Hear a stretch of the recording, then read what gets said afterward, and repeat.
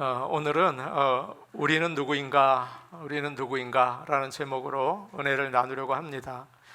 창세기 1장에서 오늘 본문 바로 전 2장 3절까지는 하나님께서 천지 만물을 창조하신 이야기가 나와 있습니다.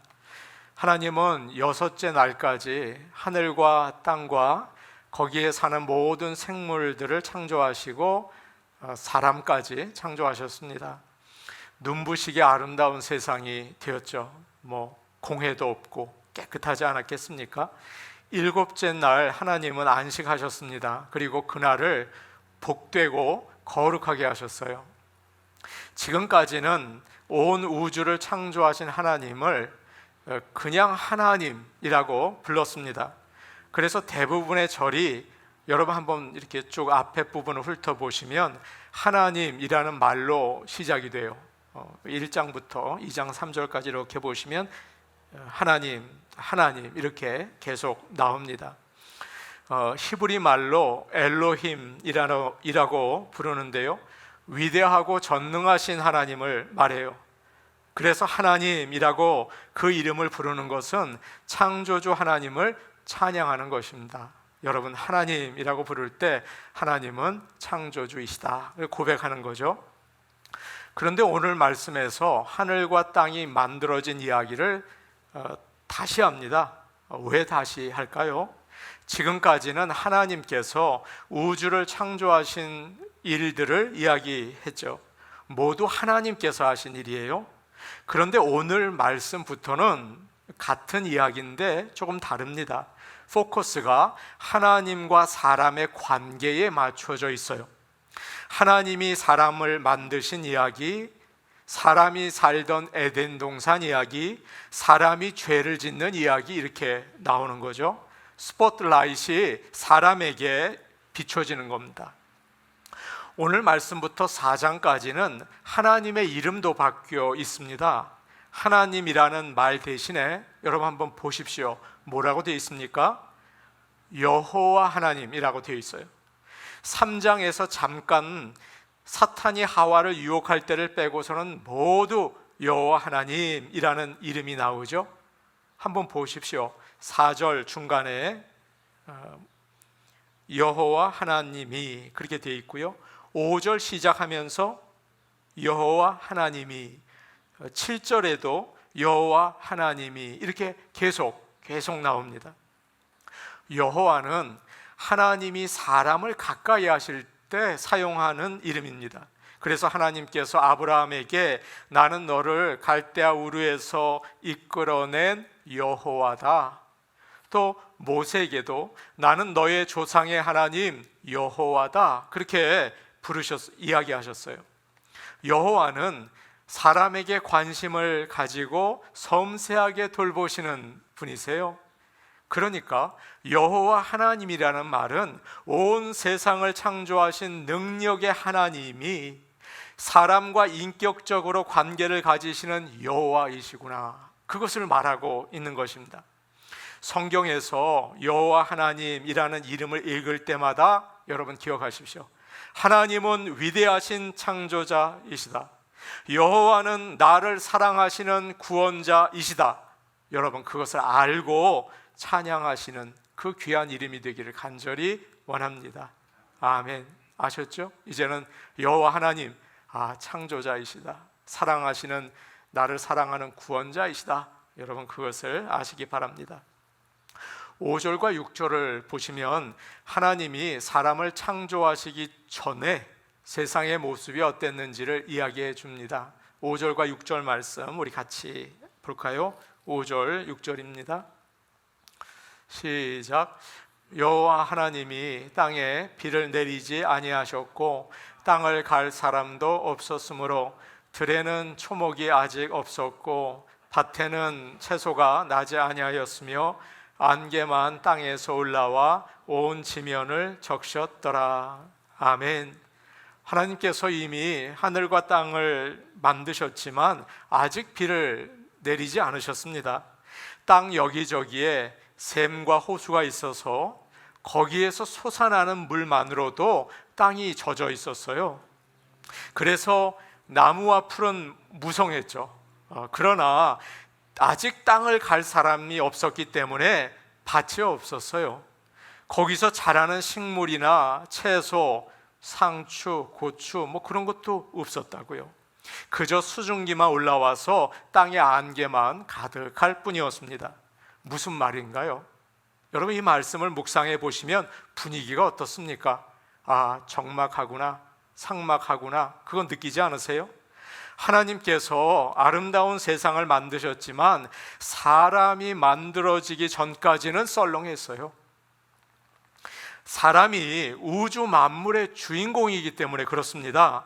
여러분, 사람 없는 곳을 한번 생각해 보세요. 아무리 좋은 집이라고 해도, 맨션이라고 합니까? 그렇게 좋은 집이라도 사람이 살지 않으면 온기도 없고 빛도 안 납니다. 빨리 헐어지게 되죠. 지금 우리가 예배드리는 장소를 제가 처음 와 봤을 때, 여기죠. 와 봤을 때 창고가 됐습니다. 이 학교에서 안 쓰는 거예요. 여러 기계들이 있고 테이블이 쌓여 있더라고요. 오랫동안 사용하지 않아서 먼지가 가득 쌓여 있었습니다. 이곳이 말이에요. 그런데 우리가 이곳에 테이블을 놓고 강대상을 놓고 예배를 드리면서 이곳은 하나님과 우리가 만나는 귀한 장소가 되었죠. 여러분, 장사도 마찬가지예요. 아무리 좋은 곳에 거기에 건물을 만들어 놓고 가게를 만들어 놓으십시오. 소용이 없습니다. 사람들이 안 가면 아무 쓸모가 없어요. 사람들이 많아야 물건이 팔리고 비즈니스가 되고 가격이 오르는 거예요. 문제가 뭡니까? 사람이 중요합니다. 하나님께서 세상을 아름답게 만드시고 이제 그곳에 사람을 창조하십니다. 사람이 만들어지면서 모든 게 달라졌습니다. 가정에 아기가 태어나면 집 분위기가 달라져요. 웃음이 생기고 활력이 나지 않습니까? 그리고 모든 게 아기를 중심으로 바뀐다고요? 마치 어느 화가가 용을 그리고 마지막에 눈동자를 그려 넣었더니 이놈이 훅 하늘로 날아갔더라. 여러분, 그 이야기 아시죠? 사람은 하나님이 만든 세상에 생명을 불어넣는 가장 귀한 존재입니다. 아멘. 예, 여러분 바로 옆에 있는 분이 세상에서 그렇게 중요한 분이에요. 7절 말씀 우리 이제 같이 볼까요? 7절 말씀입니다. 함께 보십니다. 시작. 여호와 하나님이 땅의 흙으로 사람을 지으시고 생기를 그 코에 불어넣으시니 사람이 생명이 되니라. 아멘. 드디어 여호와 하나님께서 사람을 만드십니다. 1장에서는 하나님께서 하나님의 형상대로 사람을 창조하셨다 그랬죠. 그런데 여기서는 여호와 하나님께서 땅의 흙으로 사람을 지으셨다고 해요. 그래서 하나님은 사람을 우리가 사는 땅과 같은 성분으로 만드셨어요. 사람과 땅이 같습니다. 이게 참 지저분하구나. 아닙니다. 여러분이나 이거나 똑같습니다. 그렇기 때문에 우리는 결국 흙으로 돌아가죠. 하나님께서는 이런 놀라운 말씀하셨어요. 너는 흙이니 흙으로 돌아갈 것이니라. 기분 나빠하지 마십시오. 여러분, 흙이니까 흙으로 돌아가시는 겁니다. 하나님은 다른 동물들도 흙으로 만드셨어요. 2장 19절을 보시면 여호와 하나님이 흙으로 각종 들짐승과 공중의 각종 새를 지으셨다라고 되어 있죠. 그래서 동물과 사람이 비슷합니다. 양이나 돼지의 심장과 사람의 심장이 거의 같대요. 그래서 동물의 심장 판막을 사람에게 이식하잖아요. 얼마 전에는 돼지 심장 사람에게 이식했다고 하잖아요. 세상의 주인공인 사람의 재료가 가장 보잘것없는 흙입니다. 금과 은도 있고 다이아몬드도 있고 진주도 있는데 하나님께서는 보잘것없는 흙으로 우리를 만드셨습니다. 사랑하는 여러분, 우리의 본질을 알아야 합니다. 나의 본질을 아시기 바랍니다. 흙이에요. 여기서 흙은 여러분이 집에 플랜트를 심는 그런 좋은 흙이 아니라 정확히 말하면 먼지예요. 하나님은 바람만 불어도 훅 날아가는 먼지로 여러분과 저를 만드셨습니다. 흙으로 만들어졌다는 것은 약하다는 거죠. 우리는 건강할 때 내가 흙으로 만들어졌다는 사실을 전혀 못 느껴요. 젊었을 때는 어떻습니까? 철로 만들어졌대요. 그래서 아무거나 먹고 밤에 잠도 안 자고 쉬지 않고 일하고 놀러 다닙니다. 그러나 나이가 들고 병이 나면 내가 흙이구나 하는 것을 알게 되죠. 하루만 밥을 먹지 않아도 힘이 하나도 없어요. 넘어지면 왜 이렇게 잘 부러집니까? 눈에 안 보이는 바이러스가 들어오면 열이 나고 아파요. 그러다가 숨이 멈추면 끝입니다. 사람은 뭉쳐진 흙처럼 살다가 죽으면 먼지로 돌아가죠. 요즘에 많은 분들이 화장을 하세요. 돌아가시면 몸을 다 태우면 한 줌 재가 됩니다. 이거 바다에 뿌리면 후를 날아가요. 아무것도 아닌 것입니다. 어느 아이가 엄마에게 와서 묻더랍니다. 엄마, 정말 우리가 먼지로부터 만들어졌고 죽으면 다시 먼지로 돌아가나요? 그렇지. 엄마, 내 침대 밑을 보니까 먼지가 뭉쳐서 굴러다니는데 분명히 사람이 만들어지나 봐요. 그러더랍니다. 웃음의 소리입니다. 오늘 우리는 사고로 죽을 수 있고 그런 질그릇같이 연약한 사람들입니다. 돈이 많은 부자라고요, 많이 배운 학자라고요, 권력이 대단한 정치인이라고요. 여러분, 아무것도 아닙니다. 우리가 먼지인 것을 기억하시고 언제나 겸손한 마음으로 여호와 하나님, 나의 창조자, 나의 구원자를 바라보시면서 사시기를 간절히 축복합니다. 아멘. 하나님께서 흙으로 사람을 정성스럽게 만드셨을 때 사람은 숨도 못 쉬고 의식도 없고 움직이지도 못하는 흙덩어리였습니다. 마치 쇼핑 가면 여러분 보는 마네킹과 같았어요. 그런데 하나님께서 가까이 오셔서 코에 후 생기를 불어넣으셨습니다. 그러자 사람이 살아난 거예요. 생기는 호흡이라는 뜻입니다. 하나님께서는 우리처럼 숨을 쉬지 않으시잖아요. 영이시잖아요. 그렇기 때문에 하나님의 영이라고 할 수 있겠죠. 하나님은 자신의 영을 사람에게 불어넣으셔서 우리가 하나님과 가까이 특별한 관계를 가질 수 있게 하셨어요. 사람은 동물과 비슷합니다. 다 재료가 거기서 거깁니다. 그러나 동물에게 없는 영적인 능력이 있어요. 하나님이 살아계시는 것을 압니다. 하나님께서 나를 사랑하시는 것을 느끼고 믿고 순종할 수가 있는 거예요. 하나님의 음성을 듣고 하나님께 응답할 수도 있습니다. 우리는 호흡을 맞춘다는 말을 자주 하죠. 어느 합창단 공연을 제가 갔는데 화음이 정말 기가 막히더라고요. 그래서 제가 생각했습니다. 이 멤버들은 오랫동안 함께 연습을 하면서 호흡을 잘 맞췄구나. 탁탁 맞는 거예요. 제가 목과 어깨가 아파서 몇 주 전부터 운동을 시작했습니다. 탁구를 일주일에 2번 정도 가서 칩니다. 같이 저와 치시는 분이 아주 잘 치는 분이세요. 그래서 저에게 코치를 해주셨습니다. 탁구를 치실 때는 두 사람이 리듬이 맞아야 합니다. 올바른 자세, 이제 팔을 너무 펴도 안 되고 이렇게 올바른 자세를 가지고 리듬에 맞춰서 계속 주고받으면 그 좋은 자세가 습관이 됩니다. 그러면 실력이 늘어나겠죠. 잘 칠 수 있는 것입니다. 그러세요?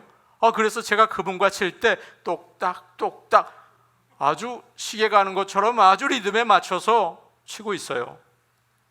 가족이든 친구든 연인이든 여러분 오랫동안 좋은 관계를 가지고 싶으려면 호흡을 맞춰야 합니다. 리듬을 맞춰야 되죠. 상대방이 어떤 생각을 하는지, 지금 어떤 상황에 있는지, 급한지 여유가 있는지 그걸 살펴야 됩니다. 거기에 맞추어서 움직여야 하죠. 하나님은 우리에게 그의 숨을 불어 넣어 주셨습니다. 예수님을 믿는 우리에게는 성령님을 주셨습니다. 함께 호흡을 맞추면서 친밀한 관계를 가지기를 원하십니다. 사랑하는 여러분, 마음대로 막 움직이지 마시고 성령님의 인도하심을 따라 하나님과 리듬을 맞춰서 가까이 지내시기를 간절히 축복합니다. 아멘. 또 코에 생기를 불어넣었다는 말은 후 하고 바람이 불어서 불을 피운다는 의미가 있습니다. 이것은 에스겔 선지자가 마른 뼈의 환상에서 본 것과 같아요. 하나님의 영이 에스겔을 데리고 어느 골짜기로 갔습니다. 그 골짜기에는 마른 뼈들이 가득 차 있었습니다. 그때 하나님은 에스겔에게 이 뼈들에게 하나님의 말씀을 전하라 라고 하셨어요. 마른 뼈들아, 내가 너희 속에 숨을 불어넣으면 너희가 살아날 것이다 말씀을 전하니까요, 뼈들이 맞추어지는 거예요. 힘줄이 생기고 살이 오르고 거기에 가죽이 덮였습니다. 사람의 모양이 된 거예요. 그런데 꼼짝도 못해요. 다 누워져 있어요. 그때 다시 하나님은 에스겔에게 생기에게 전하라 라고 하셨습니다. 생기야, 사방에서부터 와서 이 죽은 자들에게 붙어서 살아나게 하라. 그러자 생기가 그들 속에 들어가서 살아났습니다. 발로 일어나서 큰 군대가 되었습니다. 제가 지금 이렇게 설교를 하는 게 아니라 하나님의 말씀을 외치고 있다는 생각이 드네요. 죽은 자들이여, 생기여, 들어가서 일어나게 하라. 아멘. 그런 역사가 이곳에 이 시간 임하기를 원합니다. 생기가 무엇일까요? 성령님이시죠. 성령님은 하나님의 생명의 숨결이고 세상을 살리는 바람입니다. 성령의 바람이 불어야 합니다. 그때 죽은 자가 생명을 얻고 살아나고 교회가 살아나고 부흥하게 되는 것입니다. 이 교회는 성령의 바람이 불어야 살아나는 거죠. 여러분, 예수를 잘 믿는 사람 그러면 어떤 이미지가 떠오르십니까? 주일 예배, 수요 예배, 새벽 기도에 빠지지 않고 나오고, 술, 담배 안 하고, 11조 생활 철저히 하고, 어디로 가든지 예수 믿으라고 열심히 전도하는 사람, 여러분 그런 생각 하셨죠? 물론 이런 종교적인 열심이 예수님을 잘 믿는 것처럼 보이게 할 수도 있어요. 그러나 절대 거기에 넘어가시면 안 됩니다. 그거는 율법적인 경건이 될 수가 있어요. 그저 보이는 것뿐이에요. 아무것도 아닐 때도 많아요. 정말 예수님을 잘 믿는지 알 수 있는 한 가지 방법이 있는데요, 그것은 기도하고 싶은 마음이 생기는 겁니다. 아무도 없는데 나 혼자 기도하고 싶은 마음이 생기는 거죠. 기도를 뭐라고 합니까? 영혼의 호흡, 하나님과의 대화라고 하지 않습니까? 사랑하는 사람, 나와 마음이 딱 맞는 사람과는 자꾸 얘기하고 싶어요. 자꾸 전화해서 뭐하냐 그래요. 우리 안에 계신 성령님은 기도하고 싶은 마음을 주십니다. 예수님과 가까이 지내고 싶다. 주님은 나에게 무엇을 원하실까? 주님은 지금 어떤 생각을 가지고 계실까? 이런 마음이 계속 들어서 기도하게 되는 것입니다. 어느 목사님이 딸이 무슨 일이 생겨서 잠시 9개월 된 손자를 돌봐야 하는 일이 생기셨습니다. 어느 날 이 손주를 9개월 된 이 손주를 돌보는데 잠이 오더랍니다. 그래서 눈을 감고 잠이 들었습니다. 근데 자꾸 뭔가 얼굴에 닿는 느낌이 들어서 이게 뭘까? 눈을 떠보니까 이 손주가 자기 얼굴을 할아버지 얼굴에 자꾸 비비더래요. 그래서 자는 척하고 가만히 있었더니 이제 다시 이렇게 엉금엉금 기어서 다른 곳에 가서 놀더랍니다. 2, 3분 있다가 또 와서 할아버지 얼굴에 자기 얼굴을 비비더래요. 자꾸 그러더래요. 알고 봤더니 혼자 놀다가 할아버지 어딨나 보고 확인하고 가서 놀고 마음의 안심을 이놈이 찾는 거예요. 이 목사님이 자는 척을 하는데 얼마나 예쁜지, 이놈 하는 짓이 너무 예쁜 거예요. 내가 모든 거 다 해주고 싶다, 내 생명도 이놈에게 주고 싶다, 그런 생각까지 들더래요. 여러분 이해하시겠습니까? 그렇죠? 그럴 때 그렇구나 깨달으셨다고 해요. 우리도 하나님에게 이렇게 하면 되겠구나. 손자가 할아버지에게 얼굴을 비비는 것처럼 하나님께 비비면 얼마나 좋아하실까. 자꾸 하나님께 와서 얼굴을 비비면서 하나님, 제가 사랑합니다, 하나님이 계셔서 안심이 됩니다. 일을 하다가도 하나님, 제가 일을 잘하게 도와주세요. 제가 하나님의 영광을 가리지 않게 도와주세요. 설거지를 하다가도 하나님, 우리 가정 지켜주세요. 제 마음에 우울한데 기쁨을 좀 주세요. 그렇게 기도를 하면서 하나님 얼굴에 자꾸 비벼대는 거죠. 비비시기를 바랍니다. 아멘. 그러면 하나님이 기뻐하시고 그가 살아계신 것을 우리에게 보여주시는 줄로 믿습니다. 이렇게 하나님과 호흡을 맞추며 하나님과 리듬을 맞추며 살아가는 게 바로 믿는 자들입니다. 그런 우리 교회가 되기를 간절히 축복합니다. 이제 하나님은 사람이 살기 좋은 곳으로 곳을 만들어 주시고 우리를 인도하시는데요, 사람을 인도하시는데요, 하나님은 참 자상하시고 사랑이 많으신 분입니다. 그를 믿는 자에게는 좋은 환경을 준비해 주시죠. 초막이나 궁궐이나 내 주 예수 모신 곳은 그 어디나 하늘나라. 초막이나 궁궐이나 내 주 예수 안 계신 곳은 어디나 죽을 맛입니다. 8절과 9절 말씀 우리 같이 보겠습니다. 8절 9절 말씀입니다. 시작. 여호와 하나님이 동방의 에덴에 동산을 창설하시고 그 지으신 사람을 거기 두시니라. 여호와 하나님이 그 땅에서 보기에 아름답고 먹기에 좋은 나무가 나게 하시니 동산 가운데에는 생명나무와 선악을 알게 하는 나무도 있더라.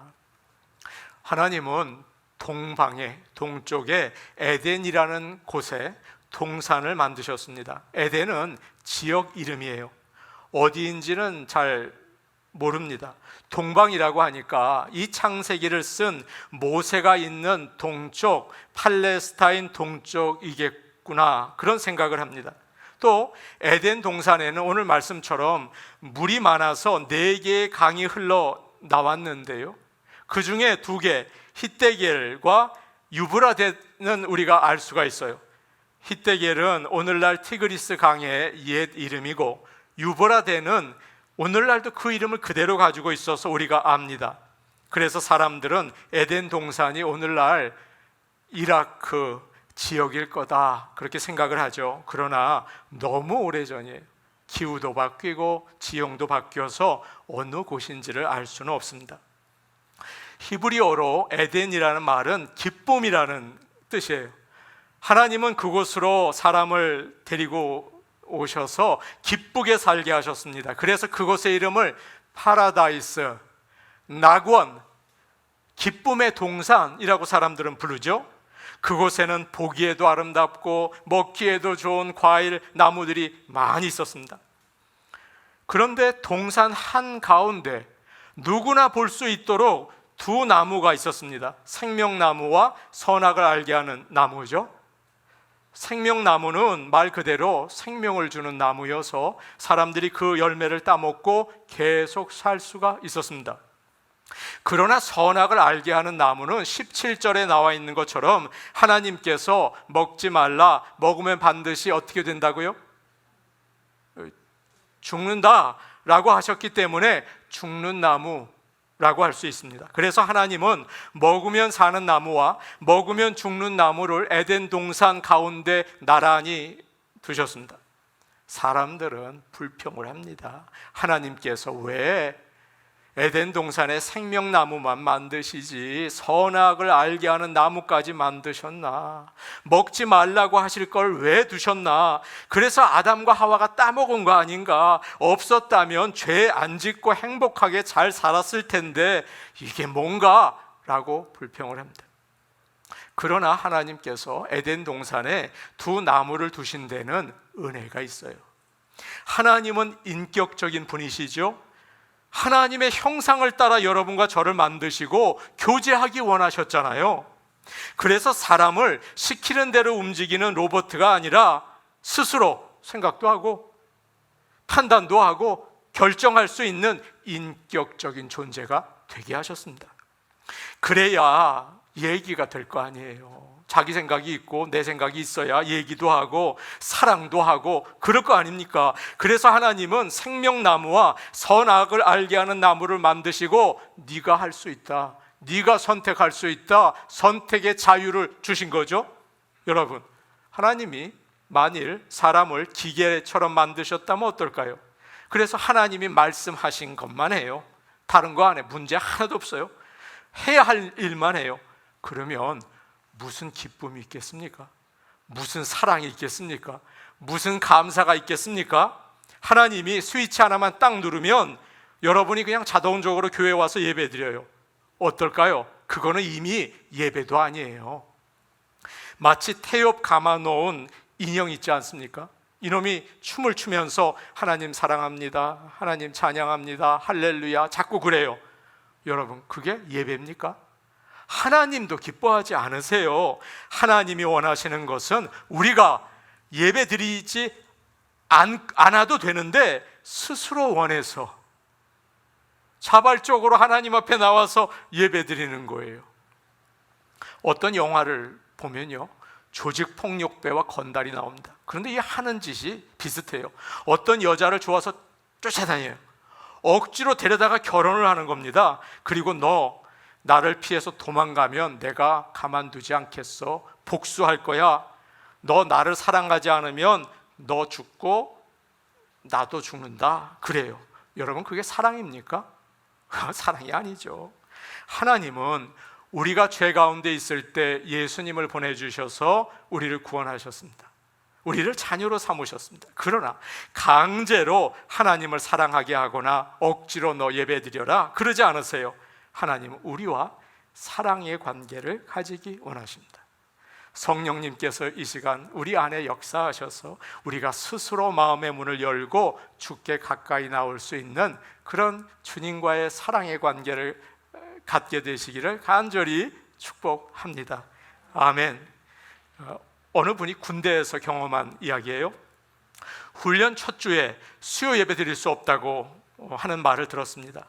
훈련을 위해서 첫 주에는 모든 종교 행사에 갈 수 없다는 거예요. 그래서 믿는 훈련생들이 훈육관을 찾아가서 제발 예배를 드리게 해달라고 여러 번 부탁을 했습니다. 그러자 너희들이 예배에 참석할 경우에 저녁에 쉬는 시간이 없고 씻는 시간도 없다.